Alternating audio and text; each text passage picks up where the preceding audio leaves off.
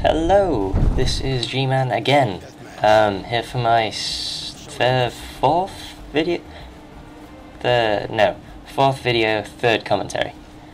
So I had this game lying around on my hard drive, and I thought I can either, commentate it and upload it, and have another video on my channel, which I'm pretty keen to do, or just delete it, because it was taking up space. Because it's not the best game. I get a really good ratio, but it's just not a high score. So I'm kind of just going to use this as a backdrop to talk about. Last time I said I was going to talk about the dedicated servers fiasco that that hung around like a bad smell around the release of Call of Duty. And I wasn't happy about that whole thing, but I have a lot to say about that subject, and I want it to be heard, so I think I'm going to save that for when I get like a really good video and maybe a couple more subscribers, because it's kind of important to me. I rage to my friends about it, really, but not all of them are as passionate about Call of Duty as I am, so they weren't too fussed or excited when I told them. So this time I kind of want to talk about controls and the differences between console and PC. So the PC is obviously miles different in control scheme to both the PS3 or the Xbox. I mean, they both use a controller that's very similar. They have buttons in more or less the same places. But a keyboard and mouse is completely different. You have a keyboard and a mouse. Use your right hand for using the mouse. I guess it doesn't have to be. I never really thought about that, but you use one hand to control the aim and your fire and your aim down sights, and in my case, my knife as well. And your left hand is on the keyboard, taking up a very small space, very small amount of space on the keyboard. But yeah, it works completely differently. For a start, I'm going to talk about the mouse mostly this time, I think. You get a different degree of control with a mouse than you do with a controller. And I'm not being like a fanboy here or anything, because I do play PS3 as well, and I love it. It's just I find PC is more suited to FPS games, because you can be accurate. You can be like pinpoint accurate with a mouse.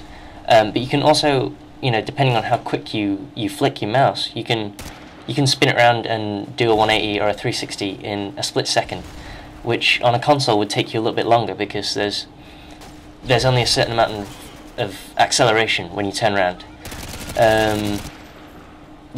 Having said that though, Call of Duty is the best console game. Well, it has the best controls of a console game I've ever played.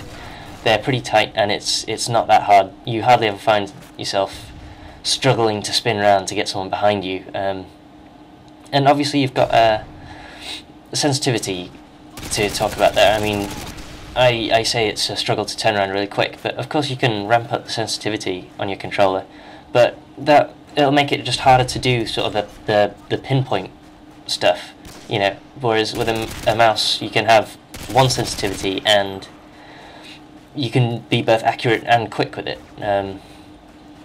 But yeah, like I said, Call of Duty is definitely the benchmark for console controls. I mean, I played, Killzone 2?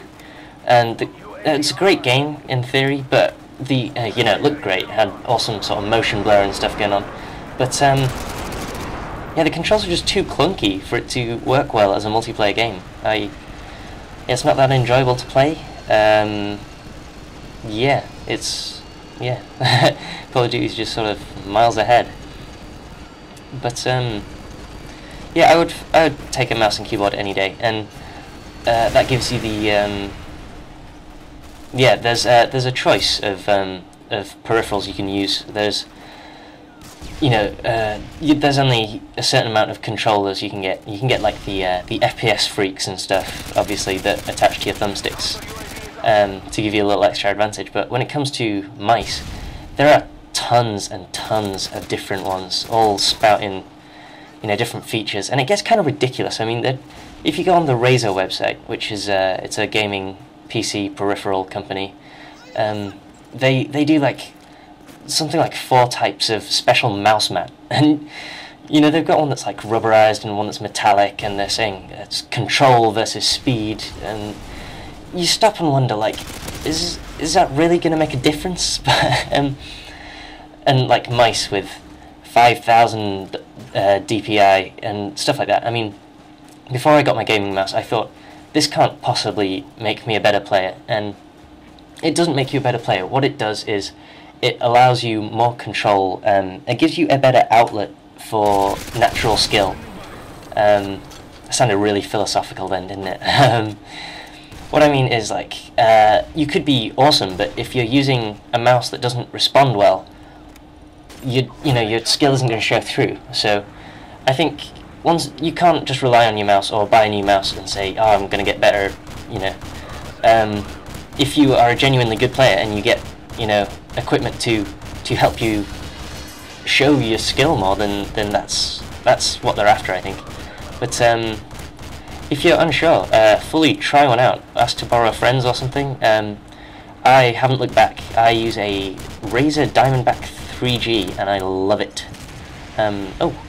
This is a shorter video than I thought. I am at the end now, so I'll maybe continue this in a different video at some point. But yeah, like I said, it's not the most brilliant gameplay. I think it's a 15-to-1 ratio, 15-to-1 score, which it's a good score. It's just it's not a big score. I'd like more, really. But yeah, that's the end. So thank you very much for watching. Comment, rate, subscribe if you can, and I will see you next time. Bye.